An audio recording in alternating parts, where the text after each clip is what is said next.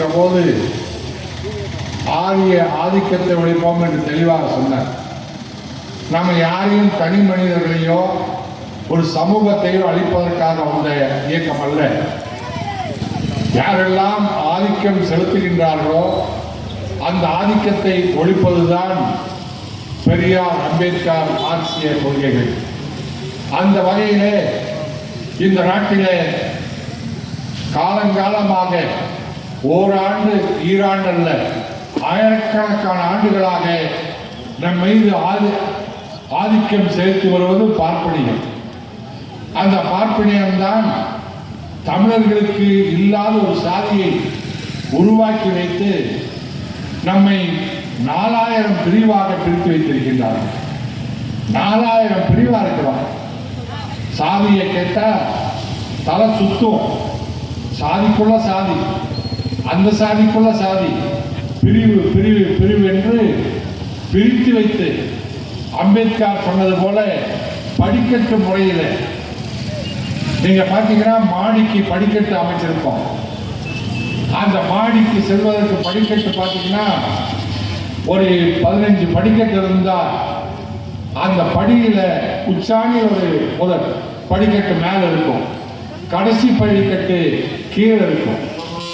உச்சாணியில இருக்கிற படிக்கட்டு தான் உயர்ந்தவன் என்று நினைத்தால் எப்படியோ அதுபோலத்தான் பார்ப்பனர்கள் தன்னை இத்தனை அது கீழே இருக்கிற 14 படிக்கட்டும், படிக்கட்டுல 15 இருக்குது. மனித சமூகத்தில் 4000 இருக்கு. 4000 சாதியை தனக்கு கீழாக வைத்து அவனுக்கு கீழே எல்லாருமே அவனுக்கு கீழே வேணும்னா ஆண்ட பரம்பரை நேசிய முடிக்கலாம். நம்ம ஆண்ட பரம்பரையா இருந்தாலும் பாப்பானுக்கு அடிமைதான். பாப்பானுக்கு தியாகம் செய்யக்கூடிய தன்மையில தான் வச்சிருந்தான். சொன்னா நம்ம ஆளுகளே திருப்பி கேட்பாங்க, எங்கெங்க பாப்பா இருக்கான், ரிஷிவஞ்சியத்தில் எங்கெங்க பாப்பா இருக்கான், இந்த வானாபுரத்தில் எங்கெங்க பாப்பா இருக்கான், நீங்க தான் பாப்பான்னு பேசுறீங்க. உண்மைதான். இந்த கூட்டு ரோட்டில் இல்லை, இந்த வானாபுரத்தில் ஏதோ 1-2 பேர் இருக்கலாம். அது கோயில் இருந்தால் அதில் மணி அடிக்கிற ஐயர், அர்ச்சகர், அவர் குடும்பம் இருக்கலாம். ஆனால் நாங்கள் இங்கே இருக்கக்கூடிய 1-2 பார்ப்பனர்களை வைத்து பேசலை. அவன் எல்லாத்தையும் தாண்டி மேல போய் நம்மை ஆதிக்கம் செலுத்துற இடத்துல உட்கார்ந்துருக்கான். நம்மை சிந்திக்க முடியாமல், நாம் எதையும் நம் அறிவு கொண்டு நாம் சிந்தித்து நம் வாழ்க்கையை அமைத்துக் கொள்ள முடியாமல் அவன் உட்கார்ந்துட்டு அவன் தான் நம்ம இயக்கிறான். ஒவ்வொரு பார்ப்பன் அல்லாத அத்தனை மக்களையும் நம்மை இந்த வாழ்க்கையை தீர்மானிப்பது பார்ப்பனர்களாகத்தான் இருக்கிறார். நீங்க எங்க பாப்பா ஆதிக்கம் அப்படின்னு ஒரு வரியில கேட்டு போயிருவீங்க. ஒண்ணுமில்லை. அயோத்தியில பாரதிய ஜனதா கட்சி, சங் பரிவார் கூட்டம், மோடி கூட்டம் இருந்த பல 100 ஆண்டுகளாக இருந்த ஒரு மசூதியை, பாபர் மசூதியை இடிச்சுட்டு இங்கதான் ராமர் பிறந்தார், இங்கதான் ராமர் பிறந்தாரு அப்படின்னு சொல்லி அந்த இடத்த அயோத்தியில ராமர் பிறந்த இடம்னு அது இருந்த மசூதி இடிச்சுட்டான். இடிச்சு ஒரு பெரிய கலவரத்தை உருவாக்கி ஆயிரக்கணக்கான பாமர மக்களை, அப்பாவி பார்ப்ப அல்லாத மக்களை கொண்டொழித்து ஆட்சிக்கு வந்து உட்கார்ந்தாங்க. ஆட்சிக்கு வருவதற்காக இவ்வளவு திட்டம், இவ்வளவு சாதி மத வேறுபாடுகளை பிளவுபடுத்தி முஸ்லீம்னா அந்நியர்கள், கிறிஸ்தவர்கள் அந்நியர்கள், இது இந்துக்கள் நாடு என்றெல்லாம் சொல்லி அந்த பாபர் மசூதி இடிச்சு அதுல ஆட்சிக்கு வந்ததோட இல்லாம இப்ப அந்த இடத்துல கோயில் கட்டுறேன் அப்படின்னு சொல்லி அந்த இடிச்சது வச்சு ஒரு முறை ஆட்சிக்கு வந்தார். அப்புறம் அதை கட்டுறேன்னு இந்த 10 ஆண்டுகளா வந்தாங்க. இப்ப அடுத்த தேர்தலுக்கு கட்டிட்டேன், அதை திறக்க போறேன்னு சொல்லிட்டு இந்த அடுத்த தேர்தலுக்கான தேர்தல் பணியை தொடங்கிட்டாங்க. கட்டிட்டேன், திறந்துட்டு போக வேண்டியதானே. அதுக்கு என்ன பண்றாரு, வீடு வீடா அதுக்கு அழைப்புதல் கொடுக்குறேன், வீடு வீடா விளக்கு கொடுக்குறேன், வெள்ளியில விளக்கு. வெள்ளியில கொடுக்குறாங்க விளக்கு கொடுத்து மக்களை நீங்க அன்றைக்கு அந்த அயோத்தி கோயில் ராமர் கோயில் திறக்கும் போது வீட்டில் அதை ஏற்றி வைங்க, உங்களுக்கு சுபிட்சம் பிறக்கும், எல்லாம் கிடைக்கும், எல்லா நன்மையும் கிடைக்கும் அப்படின்னு சொல்லி இப்ப பிரச்சாரம் தொடங்கி இருக்கிறாங்க. அந்த விளக்கு ஏற்றி வச்சா எல்லாம் கிடைக்குமா? இங்க நல்லா சொன்னார் தோழர், வழக்கறிஞர் தோழர் சொன்னார். கொரோனாவுக்கு இப்படித்தான் சொன்னாரு. கொரோனாவுக்கு மருந்து கொடுத்து மக்களை குணப்படுத்துகிற நோக்கமெல்லாம் இல்லாமல், மருத்துவமனைகளை அதிகப்படுத்தாமல், அந்த நேரத்தில் நம்ம என்ன கொடுமை அனுபவிச்சோம். கொரோனா நேரத்தில் படுக்க கிடையாது, அங்கே வரிசை குவியும். கொரோனா வியாதியஸ்தர்கள், கொரோனா நோயாளிகள், மருத்துவமனையில் இடம் இல்லை, படுக்கை இல்லை. அந்த மருந்து ஏற்றுக்கொள்வதற்கு அந்த மருந்து இல்லை, எல்லாம் வரிசை கணக்கில் நின்று மக்கள் செத்தாங்க. செத்த பிணங்களை கூட எடுப்பதற்கு யாரும் அன்னைக்கு இல்லை. அன்னைக்கு அந்த மருத்துவமனையில் அந்த கொரோனாவில் யாராவது இறந்து போயிட்டா, அப்பா இறந்து போயிட்டா, மகனோ மகளோ என் மனைவி கூட பார்க்கல, போனால் ஒட்டிக்கும் அப்படின்னு உற்றார் உறவினர் யாரும் பார்க்கல. இவங்கெல்லாம் யார் அந்நியர்கள் ஒதுக்கி வைக்கிறானோ அந்த முஸ்லீம் அமைப்புகள் தான் சேர்ந்து அன்னைக்கு அந்த கொரோனா நோயாளிகள் இறந்து போன உடல்களை அப்புறப்படுத்தி அவர்களை இந்துக்களாக இருந்தவர்களை அவர்கள் மத வழக்கப்படி அடக்கம் பண்ணாங்க. முஸ்லீம் சகோதரர்கள், அது மனித நேயம், அதை செஞ்சாங்க. அந்த காலகட்டத்தில் மோடி என்ன சொன்னாரு? கை தட்டுங்க, மணி அடிங்க. எப்படி கண்டுபிடிச்சார் பாருங்க மருந்து. கை தட்டினா கொரோனா போயிடும். இவர் கண்டுபிடிச்ச மருந்து கொரோனா போயிடும். கை தட்ட சொன்னார், மணி அடிக்க சொன்னார். அப்படி அன்றைக்கு அந்த கொரோனா நேரத்தில் அவ்வளவு சிரமங்களை நாம் பட்டோம் இந்த ஆட்சியில், இந்த மோடி ஆட்சியில். அப்போ இப்போ என்ன பண்றாரு? விளக்கேற்று, வீடு வீடாக விளக்கேற்றுங்க அப்படின்னு சொல்லி தேர்தல் பிரச்சாரம். இது எதுக்குன்னா தேர்தல். ஒரு அந்த அழைப்பு எடுத்துக்கிட்டு போய் அயோத்திக்கு போயிட முடியுமா? அயோத்தி கோயிலுக்குள்ள விட்டுருவானா? தோழர்களை எங்கே பார்ப்பன ஆதிக்கம் அப்படின்னு கேட்டீங்கல்ல, ஒருத்தர் கிளம்பிட்டார். மோடி அந்த அயோத்தி ராமர் கோயிலுக்குள்ள மோடி முதல்ல போகக்கூடாது. பிரதமர் அவர் முதல்ல போகக்கூடாது, போய் போசப்படக்கூடாது அப்படின்னு ஒருத்தர் யாருன்னா பூரி சங்கராச்சாரியார். இங்க நமக்கு பக்கத்தில், உங்க பக்கத்தில் காஞ்சிபுரத்தில் ஒரு சங்கராச்சாரியர் இருக்கிறார். அந்த சங்கராச்சாரியார இந்தியாவில் 4-5 சங்கராச்சாரியர் இருக்காங்க. இந்த காஞ்சி சங்கராச்சாரியோட சேர்ந்து மிச்ச 4 சங்கராச்சாரியாரும் இந்த சங்கராச்சாரியர் ஏற்றுக்க மாட்டாங்க. இது அங்கீகாரம் இல்லாத சங்கராச்சாரியார். நீங்க காஞ்சிபுரத்தில் இருக்கிறது. அந்த பூமியில் இருக்கிற சங்கராச்சாரியார் தான் நாங்கள் ஒரிஜினல் சொல்லக்கூடியவங்க. அவர் என்ன சொல்றாரு? மோடி தூத்துறேன், மோடி பாப்பா இல்லை, அதனால அயோத்தி ராமர் கோயிலுக்கு அவர் முதல்ல போகக்கூடாது அப்படின்னு சொல்லி இப்ப அவர் பிரச்சனை கிளப்பியிருக்கிறார்.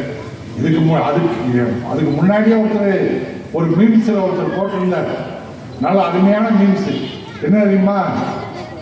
அயோத்தி கோயில்ல ராமர் கோயில் திறக்கும் போது முதலில் யார் போவா, கோயில் திறந்த உடனே யார் போவா முதல்ல அப்படின்னு 3 பேரை போட்டிருந்தார். 3 பேரு யார் தெரியுமா? அர்ச்சகர், மோடி, போட்டோகிராஃபர்.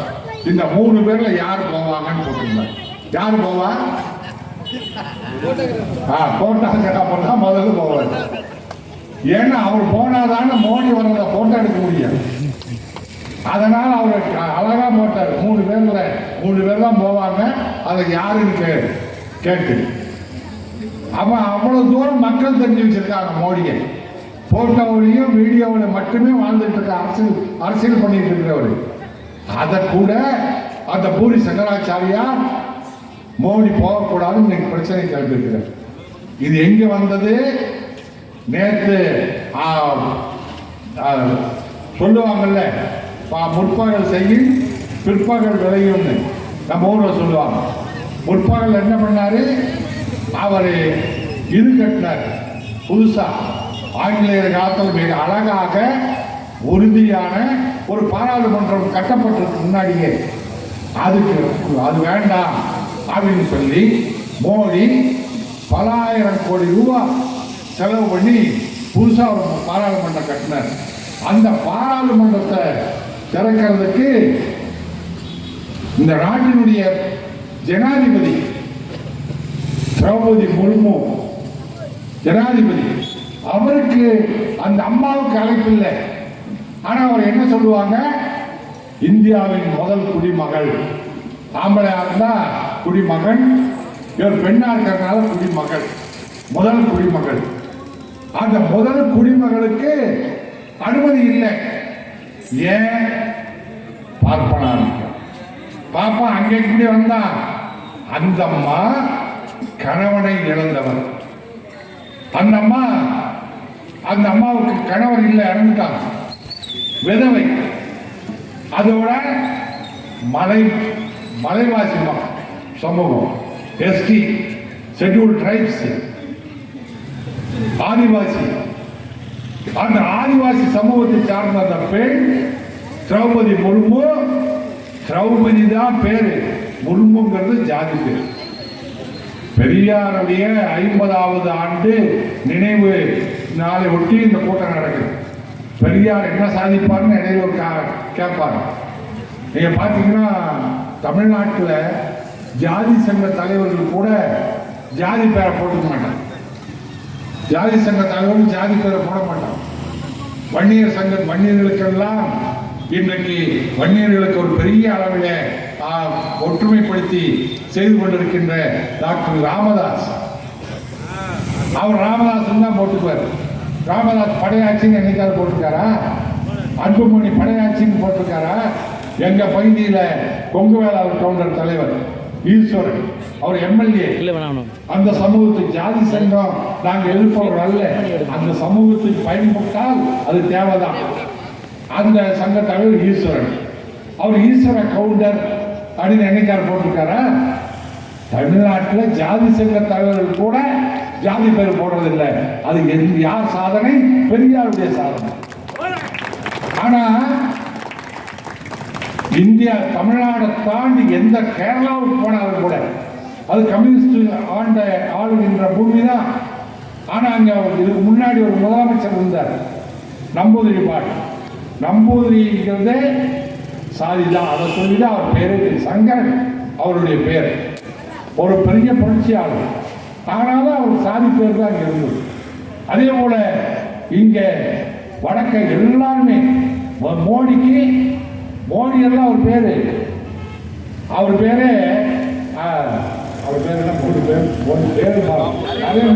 நரேந்திர தாமோதர் அவரு.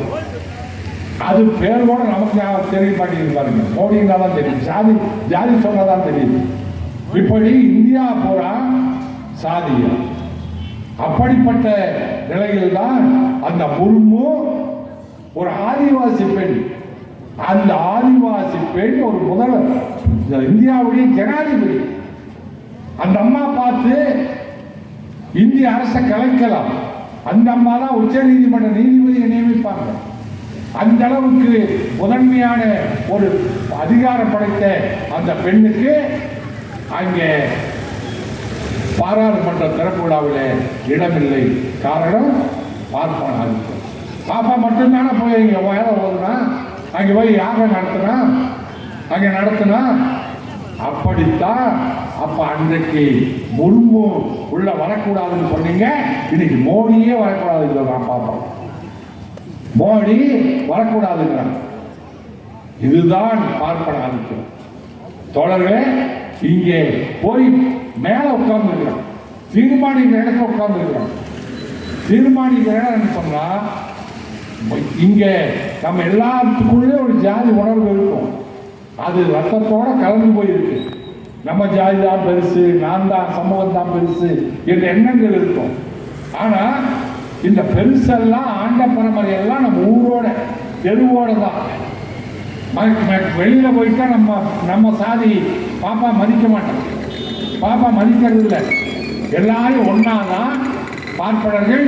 இன்னைக்கு பார்த்தா மத்திய அரசு அலுவலகத்தை எடுத்துக்கிட்டீங்கன்னா அலுவலகத்துல பகடையில் இல்லையே, அரியலூர் இல்லையே, வானாபுரத்தில் இல்லையே. அப்ப எங்க இருக்கிறான்? அவ இருக்கிறது 1.5% தான். கணக்கெடுத்தா துல்லியமா தெரிஞ்சது. துல்லியமா தெரிஞ்சா நீங்க கேட்க ஆரம்பிச்சுருவீங்க. 1.5% இருக்கக்கூடிய பாப்பா ஸ்டேட் பேங்க் எடுத்தா எல்லா வங்கிகளையும் பார்ப்பனர்கள் மேனேஜர், ரயில்வே துறை எடுத்தா எல்லா உயர் அதிகாரிகளும் பார்ப்பனர்கள், உச்ச நீதிமன்றம் அதுதான் இருக்கிறதுலயே மிக அதிகாரம் படைச்ச நீதிமன்றம். மொத்தம் 36 பேர் நீதிபதிகள், அதுல 30 பேர் பார்ப்பனர்கள், 30 பேர் பார்ப்பாங்க. ஹைகோர்ட் தமிழ்நாட்டில் இருக்கக்கூடிய சென்னை ஹைகோர்ட் உயர் நீதிமன்றம், அதுல மொத்தம் 65 பேர் நீதிபதிகள், அதுல 40 பேர் பார்ப்பனர்கள், 40 பேர் பார்ப்பனர்கள். இப்படி எந்த துறையை எடுத்துக்கொண்டாலும் மத்திய அரசு இருக்கக்கூடிய பாராளுமன்ற துறை எடுத்துக்கிட்டா முழுக்க அவங்க தான். மத்திய அரசுடைய செயலாளர்களாக எல்லா செயலாளர்களும் தான். விவசாயத்துறைக்கு அவங்க தான் செயலாளர், மீன் வளத்துறைக்கு கடல் சார்ந்த மீன் வளத்துறைக்கு அவங்க தான் செயலாளர். எல்லாத்துக்குமே பாப்பானுக்கும் மீன் வளத்துறைக்கு என்னையா சம்பந்தம்? மீனை பத்தி பாப்பானுக்கு என்ன தெரியும்? விவசாயத்தை பத்தி பாப்பானுக்கு என்ன தெரியும்? எந்த பாப்பானாவது நீங்க கேட்டாங்கல்ல, எந்த பிரபு சொன்னார்ல, எந்த பாப்பானாவது பாப்பாத்தியாவது களை நட்டதை பார்த்துருக்கீங்களா? கல்லுடைக்கிறத பார்த்துருக்கீங்களா? நாட்டு நடலை பார்த்துருக்கீங்களா? ஏர் உழுவுறத பார்த்துருக்கீங்களா? விவசாயமே செய்யாத, விவசாயத்தை பத்தியே தெரியாத பாப்பா இந்தியாவோட விவசாயத்தை தீர்மானிக்கிற செயலாளராக உட்கார்ந்துருக்கான், செயலாளராக உட்கார்ந்துருக்கான். கடல் சார்ந்த மீனவர்களுக்கு அந்த மீன் கடல் மிகப்பெரிய, எப்படி விவசாயம் பெரிய தொழிலோ அந்த மாதிரி கடல் சார்ந்தது பெரிய தொழில், அதை தீர்மானிப்பது பாப்பா. அந்த செயலாளர் பார்க்கிறார்கள். இப்படி எல்லா துறையும் அவர்கள் தான். அதனால்தான் இந்தியா இவ்வளவு வளமான, எல்லா வளமும் இருக்கு. ஏன் இவ்வளவு பின்தங்கி இருக்கு? ஏன் இப்படி பார்த்தீங்கன்னா ஐஐடி, ஐஐஎம் என்று மிகப்பெரிய கல்வி நிறுவனம், ஐஐஎம், ஐஐடி மிகப்பெரிய நிறுவனம் சென்னையில் இருக்கு. உங்களுக்கு படித்தவங்களுக்கு தெரியும், அரசியல் புரிஞ்சவங்களுக்கு தெரியும். அந்த ஐஐஎம், ஐஐடிங்கிற ஐஐஎம்ங்கிறது மேனேஜ்மெண்ட்டை பற்றி சொல்லிக் கொடுக்குற உயர்ந்த பதவி கல்வி. ஐஐடிங்கிறது பொறியியல் கல்வி, மிகப்பெரிய பொறியியல் கல்லூரி. அதில் படித்தா ஜப்பானில் 1 கோடி ரூபாய் சம்பளம். இங்கிருந்து ஐஐடியில் படிச்சுட்டு போகிற மாணவன் வருஷத்தில் 1 கோடி சம்பளம். ஐஎம்ல படித்தா ஆஸ்திரேலியாவில் 80 லட்சம் சம்பளம். அதில் பார்த்தா பூரா அதே சமயத்தில் அந்த கல்லூரிக்கு ஐஐஎம், ஐஐடிக்கு செலவு பண்ணுறது நம்ம பணம், மக்கள் பணம், நம்ம கொடுக்குற வரி பணம், எல்லாரும் கொடுக்குற வரி பணம். ஏதோ பணக்காரன் பெரிய நிறுவனம் வச்சிருக்கிறவங்க தான் வரி கொடுக்குறாங்கன்னு இல்லை. சாதாரண பிச்சை வறிய நிலையில கையேந்தி தட்டேந்தி பிச்சை எடுக்கிற அந்த வறிய சகோதரன் கூட வரி கொடுக்குறாரு. எப்படின்னு கேட்டா, அவர் நாளெல்லாம் எட்டனா பிச்சை எடுத்து ஒரு 50 ரூபா ஒரு நாளைக்கு திரட்டி அவர் போய் 4 இட்லி வாங்கி சாப்பிட்டாருன்னா அந்த இட்லிக்கு போடுறான் பாருங்க வரி, ஜிஎஸ்டிங்கிற பேர்ல அந்த வரி போடுறான் பாருங்க. உளுந்துக்கு போடுற வரி, அரிசிக்கு போடுற வரி, உப்புக்கு போடுற வரி, அந்த ஹோட்டல்ல அந்த சர்வீஸ் வரி எல்லாம் சேர்ந்து இவங்க இந்த இட்லி மேல வைப்பாங்கல்ல, அந்த இட்லிய வாங்கக்கூடிய வறிய நிலையில கையேந்தி பிச்சை எடுக்கக்கூடிய அந்த சகோதரன் கூட வரி கட்டலாம். அப்படி இட்லி மூலமா, இட்லி கொடுக்கிற காசு மூலமா நம்ம காசு அங்க மத்திய அரசு போகுது. அந்த காசுல தான் ஒரு ஆண்டுக்கு 8 லட்சம் ரூபாய் ஐஐஎம்ல படிக்கிற பையனுக்கு, ஐஐடியில படிக்கிற பையனுக்கு 10 லட்சம் ரூபாய் அரசாங்கம் தருது, மத்திய அரசு தருது. அந்த கல்வி நிறுவனத்துல 450 பேராசிரியர்கள், அதுல 430 பேர் பார்ப்போம், 430 பேர் பார்ப்பனர்கள். மாணவர்கள் முழுக்க பார்ப்பனர்கள். அங்கே இடஒதுக்கீடு முழுமையா நமக்கு இருக்கு, இடஒதுக்கீடு முழுமையா அங்கே தருவதில்லை. அப்படியே தப்பி தவறி அதில் ஏதாவது பட்டியலின மாணவர்கள், ஒடுக்கப்பட்ட பிசி எம்பிசி மாணவர்கள், வன்னியர்கள், கவுண்டர்கள், செட்டியார்கள், நாடார்கள், தேவர்கள் என்று தலித்துகள் என்று நம் மாணவர்கள் உள்ள நுழைஞ்சிட்டா கடைசி வரைக்கும் படிக்க விட மாட்டான். பாப்பான் பேராசிரியர்கள் கடைசி வரைக்கும் படிக்க விட மாட்டாங்க. என்ன சொல்லுவான்? முதல்ல ஜாதியை கேட்பான்.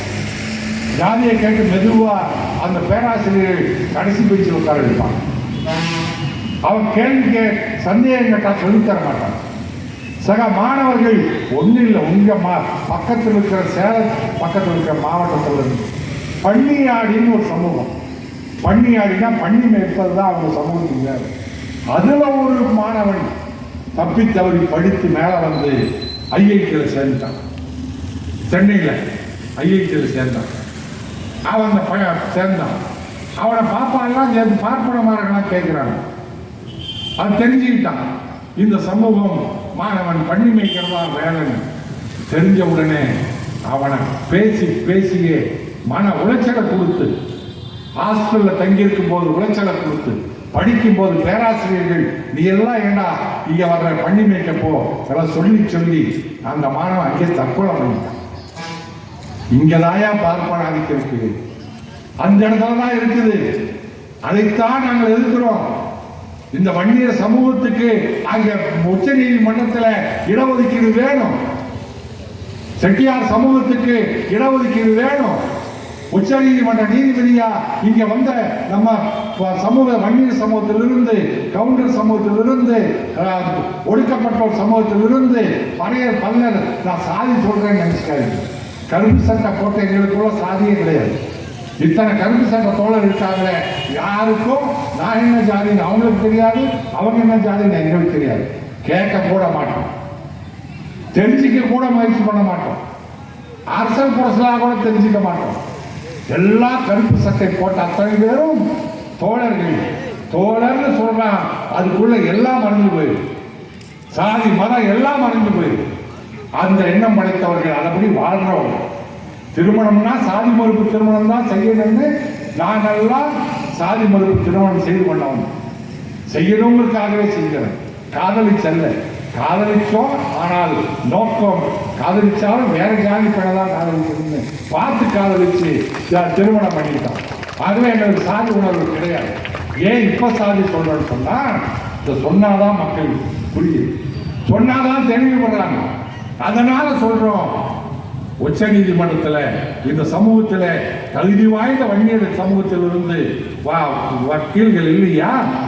வக்கீல்கள் யார் உச்ச நீதிமன்றத்துக்கு நீதிபதியா வர முடியாதா? உயர் நீதிமன்றத்தில் ஒடுக்கப்பட்ட பல்லர் பறையர் சமூகத்தில் இருந்து வழக்கறிஞர்கள் யார் நீதிபதியா வர முடியாதா? வரக்கூடாதா? இல்லை, விடமாட்டேங்கிறான். பார்ப்பான், தீர்மானி கிடைத்து உட்கார்ந்து இருக்கிறான். அவன் தான் கொடுக்கிற தீர்ப்பு. அப்படிப்பட்ட இடங்களில் இன்னும் அந்த ஆதிக்க சமூகம் இருக்கின்ற தோழர்களே, அதைத்தான் எதிர்த்து, அதனால்தான் நீங்க பார்த்தா ஒண்ணுமில்லை. இப்ப வந்தா பாருங்க, மாமி வந்தாங்க தூத்துக்குடிக்கு, மாமி தூத்துக்குடிக்கு நிதியமைச்சர் நிர்மலா மாமி வந்தாங்களே, பார்த்தமில்ல? எல்லா தொலைபேசிகளையும் எல்லா செல்போன்லையும் நேரம் உங்க வீட்டுக்கே வந்து அந்த செய்தி பார்த்துருப்பீங்க. என்ன நடந்தது? மீனவ சமூக மக்கள் இடத்துல போனா அந்த மக்கள் குறைகளை சொல்றாங்க. மீனவ மக்கள் என்ன சொல்றாங்க? சரியில்லை, குடிசை செஞ்சு போச்சு, போட்டெல்லாம் அழிஞ்சு போச்சு, அம்மா எங்களுக்கு உதவி செய்யுங்க அப்படின்னு கேட்டா, இது என்னுடைய துறை இல்லை, இது எனக்கு சம்மந்தம் இல்லை. எதுக்கு அப்புறம் என்ன மக்கள் வேற கேட்பாங்க, எதுக்காக பார்க்க வந்தேன் நாங்க பேச முடியாது. ஆனா இங்க பார்க்க வந்துட்டு, இது என்னுடைய ஒரு நிதியமைச்சர், இது என்னுடைய துறை இல்லை, நான் ஒன்றும் முடிவு பண்ண முடியாது அப்படின்னு சொல்லி கையை வச்சுட்டு போகுது. அதே நிர்மலா மாமி நேரம் கோயில் பக்கம் போகுது. கோயில் பக்கம் பெருமாள் கோயில். அந்த கோயிலில் பார்த்தா கோயில் சுற்றி தண்ணி நிற்குது. கோயில் சுற்றி தண்ணி நிற்குது. அர்ச்சகரெல்லாம் குறை சொல்றான். அங்க இருக்கிற 4 அர்ச்சகர்கள் அம்மா ஒரு வாரமா இப்படியே தண்ணி நிற்குது, உள்ள ஒன்றும் போக முடியல. நாங்கள் சாமிக்கு மூணு வேளை பூசை பண்ண முடியல, 3 வேளை எந்த இதுவும் நடக்கலை அப்படின்னு சொல்லி போட சொல்கிறேன். உடனே அந்த அம்மா கோபம் வருது பாருங்க. கூட போயிருந்த கலெக்டர், தாசில்தார் எல்லாத்தையும் முடிச்சுக்கு ஏறுது. என்னையா பண்ணிட்டு இருக்கீங்க? இவ்வளோ தண்ணி நிற்கிது. அவங்க கட்சி நயினார் நாகேந்திரன், அவர் பிஜேபி, அவர் எம்எல்ஏ கூட நிற்கிறாரு.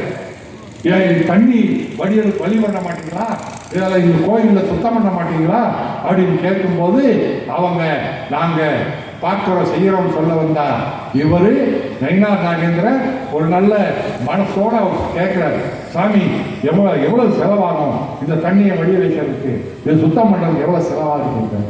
உடனே இந்த நிதியமைச்சர் என்ன ஒரு மனிதாபிமானத்தோடு ஒருத்தர் எம்எல்ஏ கேட்கிறாருன்னா செய்யுங்கன்னு, அதுதானே எம்எல்ஏ வந்தவர் செய்யலாமல்ல. அவரோடு அவர் காசு செய்ய வேண்டாம், அவர் இந்த அரசு மாநில அரசு தரக்கூடிய எம்எல்ஏ நிதியிலிருந்து செய்யலாம். ஆனா உடனே நிதியமைச்சர் நிர்மலா சீதாராமன் என்ன சொல்றாங்க, நீங்க என்ன செய்யறீங்க, நீங்க எதுக்கு செய்யணும், அதுக்கு அறநிலையத்துறை இருக்குல்ல, அதுக்குன்னு இருக்குல்ல, எல்லாம் பக்தர்கள் காசு போடுறாங்கல்ல, அந்த காசு போட சேர்த்து வச்சிருக்காங்கல்ல, பக்தர்கள் போடுற காசெல்லாம் இருக்குல்ல. வைத்தறிச்சலோட என்ன சொல்லுதுன்னா அதுதான் முக்கியம், நீ கவனிக்கணும். மீனவர்கள் கேட்டா, மீனவர்கள் நம்ம சமூகம் பார்ப்ப அல்லாத மக்கள், அவங்க கேட்டா எனக்கு அதுல சம்பந்தம் இல்லை, நான் ஒன்றும் செய்ய முடியாது நிதியமைச்சர். ஏன்னா வெங்காயம் விலை ஏறி போச்சுன்னு கேட்ட போது சொன்னாங்க பாருங்க ஒரு அருமையான பதில், நான் வெங்காயமே சாப்பிட்றது இல்லை. ஒரு நிதியமைச்சர் சொல்ற பதில், பாப்பாச்சி சொல்ற பதில், பாப்பானுக்கு வெங்காயம் சாப்பிட்றது இல்லை, பூண்டு சாப்பிட்றது இல்லை. அதுக்காக நிதியமைச்சராக இருக்கிறவங்க எல்லா மக்களுக்கும் விலைவாசி உயர்வை கட்டுப்படுத்த முடிய மாட்டாங்களா? அந்த பதில் அன்னைக்கு சொன்ன பாப்பாச்சி இங்க வந்து என்ன சொல்றா, அர்ச்சகரை பார்த்து அதுதான் மக்கள் உண்டியில போட்டு வாங்கி வச்சிருக்கீங்கல்ல, அது ஜனங்க இவங்க அதை உடனே பக்கத்தில் இருக்கிற அர்ச்சகரை பார்த்து இவங்களுக்கு ஒரு 3000 ரூபா தான் சம்பளம், இவங்களுக்கு 3000 தான், வர பக்தர்கள் உண்டியல்ல இவங்க தட்டில் கூட போடுறதில்லை, உண்டியல்ல தான் போடுறாங்க. வர்றவங்கெல்லாம் இந்த தட்டில் போடாதீங்க, இந்த இவங்க உண்டியல்ல போடாதீங்க, தட்டில் போடுங்க, ஐயர் தட்டில் போடுங்கன்னு சொல்லி ஒரு நிதியமைச்சர் சொல்றாங்க. எவ்வளவு அக்கறை சமூகத்தின் மீது. அந்த பாப்பா வெறும் 3000 தான் சம்பாதிக்கிறானா, அப்படியே அவ்வளவு கஷ்டப்பட்டு இந்த வேலையில் இருக்கிற. அதுக்குதான் பெரியார் அனைத்து சாதியும் அர்ச்சகராகலான்னு சொல்லி இன்றைக்கு முதலமைச்சர் ஸ்டாலின் அவர்கள் அந்த திட்டத்தை நடைமுறைப்படுத்தி அது வேதம் படித்த சமூகத்தில் பார்ப்ப அல்லாத அர்ச்சகர்களை நியமிச்சாரே. பாப்பா அல்லாத நம் சமூகத்தை சார்ந்த தோழர்கள் படித்தவங்க, அவங்க வேதம் படித்தவங்க, வேத கல்லூரியில் படித்தவங்க, அவங்கள அர்ச்சகராக நியமித்த போது எல்லா பாப்பானும் குதிச்சான். எங்க பொழுது போச்சு, நீ 3000 ரூபா பத்தாது, இது சம்பளமா அப்படின்னு அவ்வளவு வேதனைப்படுற நீ அந்த வேலையை விட்டுரு, வந்து ஆட்டோ ஓட்டு, பஸ் ஓட்டு, வந்து கலையில நல்ல சம்பளம். கொத்தனாருக்கு இன்னைக்கு 700 ரூபா 800 ரூபா, மாசம் 30,000 ரூபா வரும், வா கொத்தனார் வேலைக்கு வா, ஏன் 3000 ரூபாயில ஏன் கஷ்டப்பட்ட? ஆனா அந்த பார்ப்பனர்கள் அந்த பாப்பாத்தி முதல்ல என்ன திமிரோட நிர்மலா மாமி சொல்றா, உண்டியல்ல போடாத, உண்டியல்ல போட்டா அது மக்களுக்கு வந்து சேரும், மக்களுக்கு வரும். ஆனா தட்டுல போடு. அந்த பாப்பா மேல பரிதாபம், பாப்பா மேல பரிதாபப்படுது அம்மா. ஆனா அந்த பரிதாபம் நம்ம மீனவர்கள் மேல வரல, நம்ம மக்கள் மேல வரல.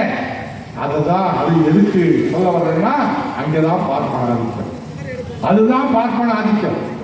அந்த வகையில மதிப்புரிய தொடர்ல மோடி ஒரு திட்டத்தை கொண்டு வந்திருக்கிறார். என்ன தெரியுமா? விஸ்வகர்மா யோஜனா அப்படின்னு. விஸ்வகர்மா யோஜனா பேப்பர்ல விளம்பரம் பார்த்துருப்பீங்க. இங்கேயும் அதை பிஜேபிக்காரர்களாம் வந்து அதை ஃபார்ம் கொடுத்து அதை பிரச்சாரம் பண்ணிட்டு இருப்பாங்க. என்னன்னா 18 தொழில் என்னென்ன தொழில் தெரியுமா? மர வேலை செய்கிற ஆசாரி, கொள்ளர் தச்சு வேலை செய்ய காத்திருக்கிறார், இரும்பு வேலை செய்யக்கூடிய கொள்ளர், துணி துவைக்கிற வண்ணார், நாவிதர், இந்த முடித்திருக்கிற நாவிதர், இப்படி சட்டிவான் செய்கிற குயவர், பூ கட்டுறவங்க, இப்படி 18 தொழில். இந்த 18 தொழிலில் உள்ள செய்யறவங்க அவங்களுடைய மகன் பிள்ளைகள் 18 வயசு நிரம்பின அந்த பிள்ளைகள் அந்த தொழிலை மீண்டும் செய்யணும்னா 2 லட்சம் ரூபாய் பணம் தருவாங்க. துணி தேய்க்கக்கூடிய வண்ணார் சமூகத்தை சார்ந்த சகோதரனுடைய பையன் திரும்ப துணி துவைப்பதற்கு வந்தால் 2 லட்சம் ரூபாய் பணம். முடித்திருக்கிற நாவிதர் தோழருடைய பையன் திரும்ப 18 அந்த நாவிதர் தொழில் செய்ய வந்தால் 18 வயது நிறைந்திருந்தால் 2 லட்சம் ரூபாய் பணம். சொல்லும் போது நமக்கு நல்லா 2 லட்சமா பரவாயில்லையே அப்படின்னு இருக்கு. ஆனா அந்த சூட்சமத்தை புரிஞ்சுக்கீங்க. 18 வயசுல அவங்க அப்பா தொழில விட்டா செய்யணும். அந்த சமூகத்துல ஒதுக்கி வச்சிருக்காங்க பாருங்க. செருப்பு தைக்கிற சமூகம், அந்த அருந்ததி சமூகம், அந்த சமூகத்துல அது எங்க ஒதுக்கி வச்சிருக்கிறோம்? கீழே ஒதுக்கி வச்சிருக்கிறோம். மனிதாபிமானம் இல்லாமல் அவர்களை ஒதுக்கி வச்சிருக்கிறோம். அந்த சமூகத்தில் இருக்கக்கூடிய அந்த பையன் திரும்ப அந்த வேலை செய்யணும். செஞ்சா 2 லட்சம். துணி துவைக்கிற வண்ணாருடைய பையன் துணி துவைச்சா 2 லட்சம். இதெல்லாம் எதுக்குன்னா அந்த சமூகத்தை அப்படியே காப்பாற்றணும். அந்த நாவீதருடைய பையன் ஒவ்வொரு நாள் தொழில் செய்யக்கூடிய துணி துவைக்கிற வண்ணார் சமூகத்தை சார்ந்த அல்லது செருப்பு தைக்கிற அந்த அருந்ததிய சகோதரருடைய பெரியவர்களுடைய எண்ணங்கள்லாம் என்னவா இருக்கும்? நான் தான் என்னுடைய தலைமுறையில் தான் இதை வந்து சிக்கிட்டேன், இப்படி அவப்பெயரோட கேவலமா இந்த தொழிலை செஞ்சுட்டு இருக்கிறேன், சமூகம் மதிக்காத தொழிலை செஞ்சுட்டு இருக்கிறேன், கஷ்டப்படுறேன், என் பிள்ளைகள் அந்த தொழிலுக்கு செய்யக்கூடாது, அவனை படிக்க வச்சு கலெக்டர் ஆக்கணும், அவனை படிக்க வச்சு மேனேஜர் ஆக்கணும், அவனை படிக்க வச்சு டாக்டர் ஆக்கணும் அப்படின்னு எல்லா அந்த 18 தொழில் செய்யக்கூடிய பெற்றோர்களும் அதுதானங்க நினைப்பாங்க. அப்படிதாங்க நினைப்பாங்க. நாங்களும் சரி நீங்களும் சரி எல்லோரும் அப்படிதான் நினைப்போம். நாம வர கஷ்டம் அவமானம் நம் பிள்ளைகள் படக்கூடாது, நல்ல உயர்வான இடத்துக்கு போகணும், மதிப்பான இடத்துக்கு போகணும் அப்படின்னு எல்லா பெற்றோரும் நினைப்பாங்க. ஆனால் அதுல இந்த சங் பரிவார் கூட்டம் பிஜேபி மோடி மண்ணளி போட்டு அது மீண்டும் உயர் தொழில் செய்யக்கூடிய சட்டிவாணி செய்யக்கூடிய அந்த தொழிலாளியுடைய பையன் சட்டிவாணியை செஞ்சுட்டு இருக்கணும். அந்த சமூகம் அந்த பேர்ல இருக்கணும். வண்ணார் சமூகம் அடுத்தடுத்து வண்ணாராக இருக்கணும் அப்படிங்கிற திட்டத்தோட அந்த விஸ்வகர்மா யோஜனாங்கிற திட்டத்தை கொண்டு வந்துட்டார். நான் ஏன் நம்ம 2 லட்சம் கொடுக்கறது பரவாயில்லதான் நீங்க நினைப்பீங்க. அது இருக்கிற சதிய சூட்சமத்தை புரிஞ்சுக்கணும். அந்த 18 வயசோட அந்த தொழிலுக்கு வந்துட்டா அந்த பையன் +2 அல்லது SSLCயோட 10ஆம் வகுப்போட பள்ளிக்கூடத்தை நிறுத்திடும். பள்ளிக்கூடத்துக்கு அது தாண்டி போக மாட்டான். அந்த தொழிலுக்கு வந்துடுவான், அப்பா தொழிலுக்கு வந்துடுவான். அதுக்கு மேல படிக்க மாட்டான். படிக்கலைன்னா வரும் காலத்துல இப்பெல்லாம் 10வது +2 எல்லாம் 10வது மேல் படிப்பு, மேல படிக்கணும், மேல் டிகிரி வாங்கணும். அதனாலதான் இன்னைக்கு பார்த்தீங்கன்னா ஆளுகின்ற திராவிட முன்னேற்ற கழக அரசு, திராவிட மாடல் அரசு, ஸ்டாலின் அரசு இன்னைக்கு பெண்களுக்கு முக்கியத்துவமாக கொடுத்து அந்த கல்லூரிக்கு செல்லக்கூடிய மாணவிகளுக்கு ஒவ்வொரு மாதமும் 1000 ரூபாய் ஒவ்வொரு மாதமும் அந்த மாணவிகளுக்கு. ஏன் நம்ம சமூகத்தில் பெண்கள்னு சொன்னாலே அவங்க என்ன பண்றாங்க?